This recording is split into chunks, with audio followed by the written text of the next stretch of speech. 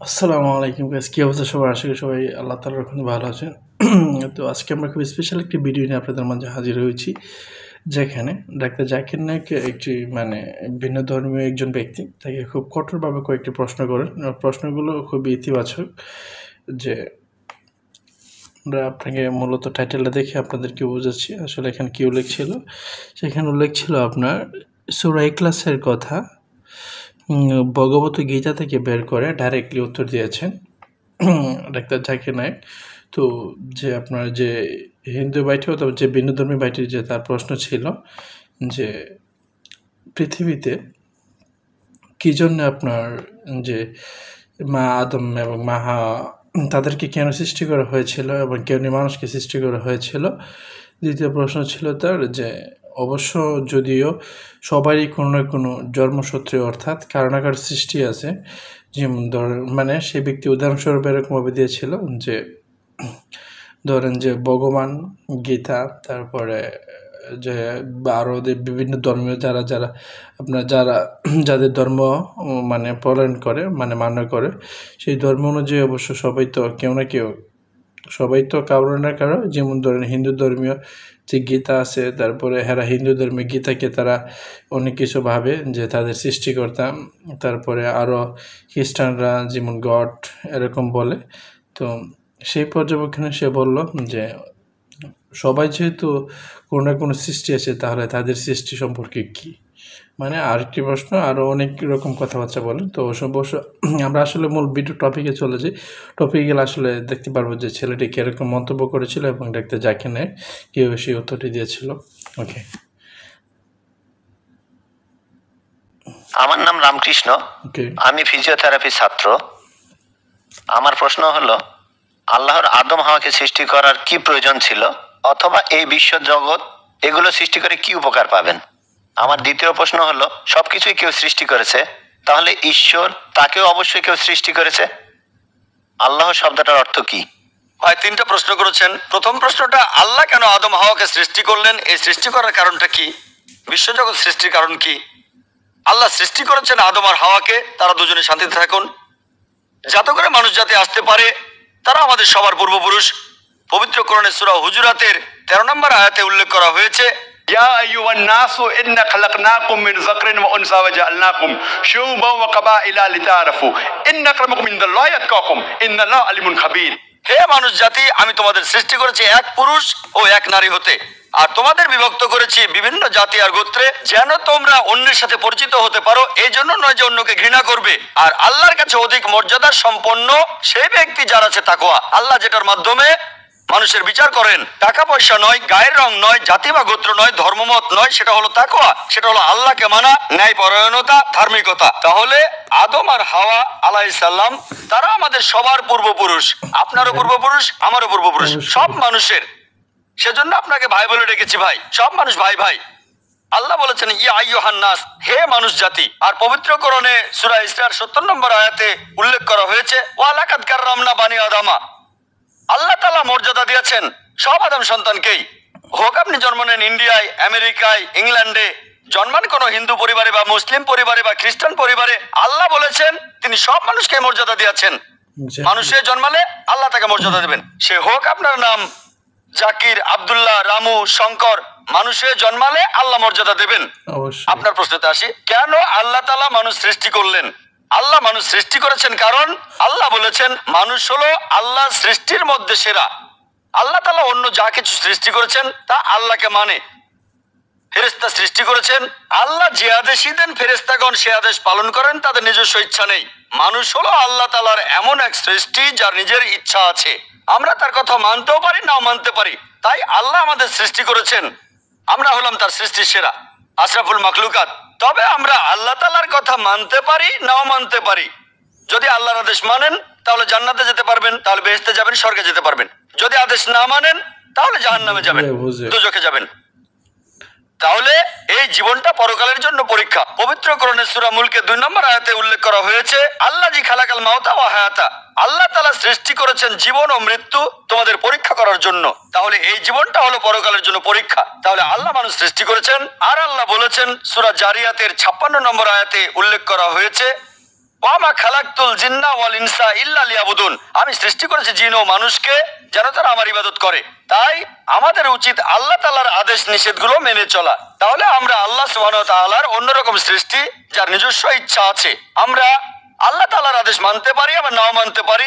অন্যান্য সকল সৃষ্টি যেমন তারা, গাছ, পাহাড়, পবিত্র কোরআন বলছে তারা আল্লাহ তাআলাকে সিজদা করে, তার সামনে নতজানু হয়, আল্লাহকে মানে। আমাদের স্বাধীন ইচ্ছা আছে, আল্লাহ আমাদের এই স্বাধীন ইচ্ছা দিয়েছেন। এই স্বাধীন ইচ্ছা নিয়ে যদি আল্লাহকে মানেন আপনি তাহলে ফেরেশতাদের উপরে চলে যাবেন, আর যদি আল্লাহ তাআলাকে না মানেন তখন হবেন শয়তানের সহযোগী। আল্লাহ আমাদের সৃষ্টি করেছেন পরকালের পরীক্ষার জন্য। আপনার দ্বিতীয় প্রশ্নে আসি, সবকিছুর একটা স্রষ্টা আছে, আল্লাহকে বানিয়েছে কে? যদি কেউ বলে সবকিছুরই একটা স্রষ্টা আছে, কথাটা ঠিক নয়। সব সৃষ্ট জিনিসের স্রষ্টা আছে। আল্লাহ তাআলার সংজ্ঞা হচ্ছে তাকে কেউ সৃষ্টি করেনি। যখনই বলবেন কে আল্লাহকে বানিয়েছে, সে আল্লাহ নয়। আল্লাহ তাআলার সংজ্ঞা হচ্ছে তিনি সৃষ্টি হননি। ধরেন এক লোক আপনাকে বলল যে ভাই আমার বন্ধু জন, সে হাসপাতালে ভর্তি হয়েছে, সে একটা বাচ্চার জন্ম দিয়েছে, বলতে পারবেন এই বাচ্চাটা ছেলে না মেয়ে? বলতে পারবেন? চেষ্টা করেন, দেখেন পারবেন না। কেন? ছেলে না মেয়ে? না। ধরেন ভাই জন, সে হাসপাতালে ভর্তি হয়েছে, সে একটা বাচ্চার জন্ম দিল, এই বাচ্চাটা ছেলে না মেয়ে? আপনি বলতে পারবেন? না না। 50% চান্স ছেলে না মেয়ে। লোকজন সবাই হাসছে, কেন? বলতে পারবেন? পারবেন না। কেন? যে উত্তরই বলেন সেটা কি ঠিক হবে?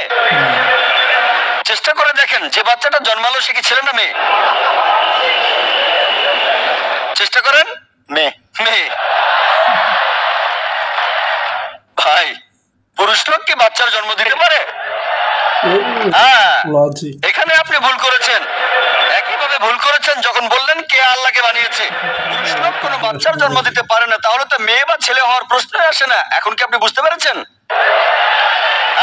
বুঝতে পেরেছেন, এই তো ভালো। পুরুষ লোক কোনো বাচ্চার জন্ম দিতে পারে না, তাহলে তো ছেলে বা মেয়ে হওয়ার কোনো প্রশ্নই আসে না। যখন প্রশ্ন করলেন কে আল্লাহকে সৃষ্টি করেছে, আল্লাহর সংজ্ঞা হচ্ছে, ঈশ্বরের সংজ্ঞা হচ্ছে তিনি সৃষ্টি হননি। যখনই বলবেন কে আল্লাহকে বানিয়েছে, সে আল্লাহ নয়। ওয়ালাম ইয়াকুল লাহু কুফুয়ান আহাদ, তার সমতুল্য কেউ নেই। এবারে আপনার শেষ প্রশ্নটাতে আসি, আল্লাহ কে? আল্লাহ কে? সবচেয়ে সেরা সংজ্ঞাটা আছে পবিত্র কোরআনে সূরা ইখলাসে 1 নম্বর থেকে 4 নম্বর আয়াতে উল্লেখ করা হয়েছে। এখানে বলা হয়েছে যে কুল হুয়াল্লাহু আহাদ, বলো তিনি আল্লাহ এক, অদ্বিতীয়। আল্লাহুস সামাদ, তিনি অবিনশ্বর, চিরস্থায়ী। লাম ইয়ালিদ ওয়া লাম ইউলাদ, তিনি জন্ম নেননি, কাউকে জন্ম দেননি। ওয়া লাম ইয়াকুল লাহু কুফুয়ান আহাদ, তার সমতুল্য কেউ নেই। এই হলো 4 লাইনের সংজ্ঞা আল্লাহ সুবহানাহু ওয়া তাআলার। যদি কোনো মানুষ, যদি কেউ বলে যে অমুক লোকটা আল্লাহ, সেই লোক যদি এই 4টা শর্ত পূরণ করতে পারে, আমাদের মুসলিমদের কোনো আপত্তি থাকবে না সেই লোককে আল্লাহ বলে মেনে নিতে। 4 লাইনের সংজ্ঞা, এটাই হলো ধর্মের লিটমাস টেস্ট। আল্লাহ তাআলার সংজ্ঞা প্রথমটা হলো কুল হুয়াল্লাহু আহাদ, বলো তিনি আল্লাহ এক, অদ্বিতীয়। আল্লাহুস সামাদ, আল্লাহ অবিনশ্বর, চিরস্থায়ী। লাম ইয়ালিদ ওয়া লাম ইউলাদ, তিনি জন্ম নেননি, কাউকে জন্ম দেননি। ওয়া লাম ইয়াকুল লাহু কুফুয়ান আহাদ, তার সমতুল্য কেউ নেই। যদি হিন্দু ধর্মগ্রন্থগুলো পড়েন সেখানেও একই রকম কথা বলা হয়েছে, কুল হুয়াল্লাহু আহাদ। এটা পাবেন আপনাদের ছান্দোক্য উপনিষদে 6 নম্বর অধ্যায় 2য় অনুচ্ছেদের 1ম পরিচ্ছেদে। এক্কামে বিদিতাম, ঈশ্বর মাত্র একজন, দ্বিতীয় কেউ নেই। দ্বিতীয় টেস্ট আল্লাহুস সামাদ, আল্লাহ অবিনশ্বর, চিরস্থায়ী। ভগবত গীতা 10 অধ্যায়ে 3 অনুচ্ছেদ বলছে আমাকে বলা হয় এই বিশ্ব জগতের প্রভু, আমি জন্ম নেইনি, কোনো শুরু নেই। তৃতীয় টেস্ট লাম ইয়ালিদ ওয়া লাম ইউলাদ, তিনি জন্ম নেননি, কাউকে জন্ম দেননি। আর শ্বেতক্ষেত্র উপনিষদে আছে 6 নম্বর অধ্যায়ের 9 অনুচ্ছেদে নাচাই সাকাসিদ জানিতা নাচা দীপা, ঈশ্বরের কোনো প্রভু নেই, তার কোনো বাবা মা নেই। মহান ঈশ্বরের কোনো বাবা নেই, তার কোনো মা নেই। তারপর ওয়ালাম ইয়াকুল লাহু কুফুয়ান আহাদ, তার সমতুল্য কেউ নেই। আর শ্বেতক্ষেত্র উপনিষদে বলা হয়েছে 4 নম্বর অধ্যায়ের 19 অনুচ্ছেদে আছে। এছাড়াও যজুর্বেদ 32 অধ্যায়ের 3 অনুচ্ছেদে বলা হয়েছে নাতাস্তি প্রতিমা আস্তি, মহান ঈশ্বরের কোনো প্রতিমা নেই, কোনো মূর্তি নেই, কোনো ছবি নেই, কোনো ফটোগ্রাফ নেই, কোনো ভাস্কর্য নেই। এটা কে বলেছে? যজুর্বেদ 32 অধ্যায় 3য় অনুচ্ছেদ বলেছে। একই কথা ওয়ালাম ইয়াকুল লাহু কুফুয়ান আহাদ।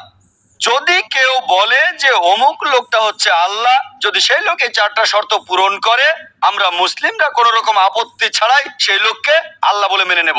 যেমন ধরেন কিছু লোক বলে ভগবান রজনীশ হলেন মহান ঈশ্বর, একবার প্রশ্নোত্তর পর্বে এক হিন্দু আমাকে বলেছিলেন আমরা ভগবান রজনীশকে ঈশ্বর বলে মানি না। আমি কখনোই বলিনি হিন্দুরা ভগবান রজনীশকে ঈশ্বর বলে মানে, আমি বলেছি কিছু লোক তাকে ঈশ্বর বলে মানে। আসুন দেখি রজনীশকে আমরা টেস্ট করি। প্রথম টেস্ট হলো কুল আল্লাহু আহাদ, বলো তিনি আল্লাহ এক অদ্বিতীয়। রজনীশ কি এক অদ্বিতীয়? সেই কি একমাত্র লোক যে নিজেকে ঈশ্বর দাবি করেছে? এরকম অনেক মানুষই ছিল, আর এই দেশে হাজার হাজার লোক নিজেকে ঈশ্বর দাবি করেছে, রজনীশ একমাত্র নয়। তবে রজনীশ ভক্তরা বলে না না উনি একটু আলাদা। এবারে পরের টেস্টে দেখি। আল্লাহুস সামাদ, আল্লাহ অবিনশ্বর চিরস্থায়ী। রজনীশ কি অবিনশ্বর চিরস্থায়ী? আমরা তার জীবনী থেকে জানি, তার আত্মজীবনী থেকে, রজনীশ ভুগছিলেন অ্যাজমা, ডায়াবেটিস আর পিঠের ব্যথায়। চিন্তা করেন মহান ঈশ্বরের হয়েছে অ্যাজমা, ডায়াবেটিস, পিঠের ব্যথা। তৃতীয় টেস্ট, লামি আলিদ ও আলামি উল্লাদ, তিনি জন্ম নেননি, কাউকে জন্ম দেননি। ভগবান রজনীশ জন্মেছিলেন মধ্যপ্রদেশে, তার বাবা মাও ছিলেন। 1981 সালে তিনি আমেরিকায় গেলেন, ইউএসএ। তখন হাজারো আমেরিকান তার ভক্ত হয়ে গেল। তারপরে আমেরিকার অরেগন প্রদেশে তিনি বানালেন একটা সেন্টার, আর তার নাম দিলেন রজনীশপুরম, তার গ্রাম। পরবর্তীতে আমেরিকান সরকার তাকে অ্যারেস্ট করে কারাবন্দী করে রাখলো। রজনীশ বলতো যে আমেরিকান সরকার তাকে স্লো পয়জনিং করেছে। চিন্তা করেন মহান ঈশ্বরকে স্লো পয়জনিং করা হয়েছে। 1985 সালে আমেরিকান সরকার তাকে বের করে দিলে সে ইন্ডিয়ায় চলে আসে। তারপর এখানে পুনায় সে আরেকটা সেন্টার খুললো, আর তার নাম দেওয়া হলো ওশো কমিউন। যদি রজনীশের সমাধির কাছে কখনো যান, তার সমাধির উপরে লেখা আছে ভগবান রজনীশ ওশো কখনো জন্মাননি, কখনো মরেননি, তবে পৃথিবীতে ভ্রমণ করেছেন 1931 সালের 11 ডিসেম্বর থেকে 1990 সালের 31শে জানুয়ারি পর্যন্ত। কখনো জন্মাননি, কখনো মরেননি, তবে পৃথিবীতে ভ্রমণ করেছেন। যাই আপনারা দেখতে পেলেন ভিডিওটি আসলে একটু লং হয়ে যাচ্ছে, সেই জন্য ভিডিওটি স্কিপ করা হচ্ছে। আসলে কি কইতাম আপনাদের দেখলেনি। অবশ্য আপনাদের মতামতগুলো কমেন্ট বক্সে জানিয়ে দিন। আসলে সেই ব্যক্তি যে কথাগুলো বলছিল কতটা যুক্তিহীনতার পরিচয় দিয়ে নেন, আসলে অবশ্য জানে না, সেই জন্য হয়তো প্রশ্ন করেছি, কিন্তু তারপরও এরকম প্রশ্ন করে আসলে ঠিক হয়নি। তারপরে আপনাদের মতামত আমরা চাচ্ছি। অবশ্যই আপনারা আমাদের কমেন্টে কমেন্ট করতে পারেন, এবং আমাদের সাথে থাকার জন্য সবাইকে অসংখ্য ধন্যবাদ। আসসালামু আলাইকুম।